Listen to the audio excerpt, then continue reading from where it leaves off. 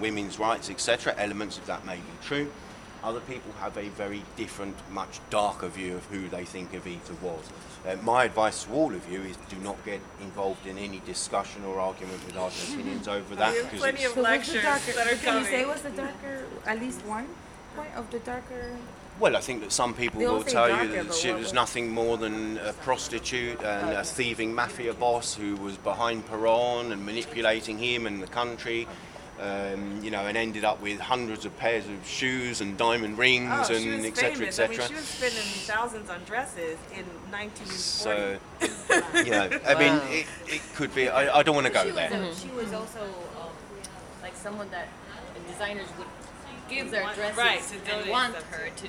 But she had 500 dresses, like Right, so- Christian Dior and Chanel and So there's European. this big actually. controversy between that. It's because, it's like, oh, we're for the workers, and then you're showing Yeah. up with these expensive things. You guys can discuss this later on. I'm going to get on with Okay, my yeah. thing, otherwise So we're we going to have to a couple edit stuff. of lectures. When she related died to in 1952, her body was embalmed by a very well-known Spanish embalmer called Pedro Ara. He'd specifically been chosen because he was a guy very much at the top of his profession, and also one of the pioneers in the use of glycerin to preserve bodies, and in this case was going to be quite important because she'd been obviously ravaged by cancer, as we mentioned. That had affected her appearance, but also they wanted to put her on display, basically lay her in state over an extended period of time for the public to then go and pay their respects, and that did happen. But her body disappeared. It was snatched by the military, who I assume were worried that Perón may use the whole affair to his own ends against them, etc. Now, they were hiding it in different back streets around Buenos Aires for a while, but they were quite desperate to get her body out of the country where they could secret it away. And some say it was with the help of the Vatican that they managed to do that. And her body ended up in Milan, in Italy, in a cemetery similar-ish to this one called Il Monumentale, and she was buried under the false name Maria Maggi. We're going to move forward. We're coming to the very early 70s now. We've got Perón, who's been kicked out of the country by the military. He's living in Spain in exile.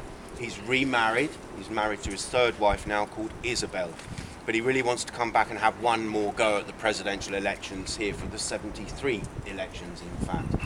So he's pushing the boat out, trying to find out where Evita is, because surely that's going to help him, that's going to ease him back into the country. Lots of different things are happening, including one of the generals who've been instrumental in Evita's disappearance, Aramburu. He's since passed away. Some people say he was assassinated, but his body's disappeared, so there's a bartering card there. Well, eventually the military cave in, and they say they're going to transport the body from Italy to Spain, where Perón is, and he recovers her body, early 70s.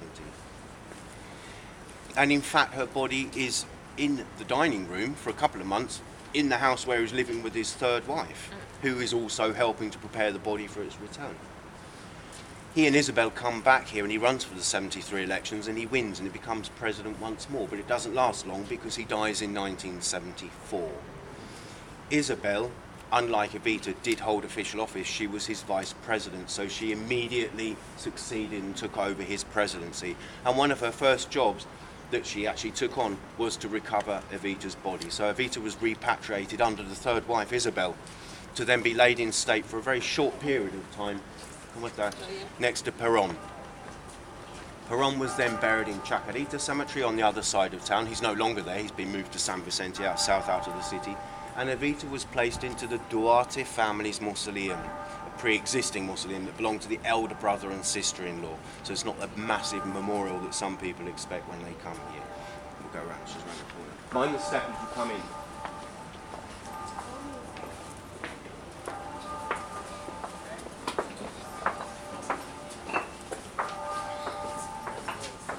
You guys want to be on that side because you're going to be looking at this one just here. So a very ordinary mausoleum. Remember, it's just a normal family mausoleum. Evita just happened to be placed here afterwards.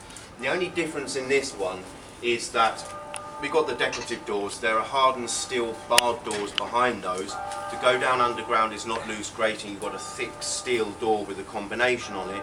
And Evita's about 5 meters, 18 feet down, in a reinforced steel and concrete bunker running lengthways. So she comes out about 3 feet, almost a meter, underneath the pathway as you walk past.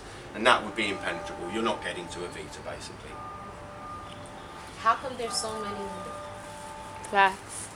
Oh, sorry. There are lots of different plaques for different family members, but any plaque that says Eva or Evita is the person we've been talking about, from sympathetic unions, entities, etc. So they're all just memorial plaques. And in fact, it's not just on this Muslim. Other Muslims can have multiple plaques for the same person as well Oh, okay. through the cemetery.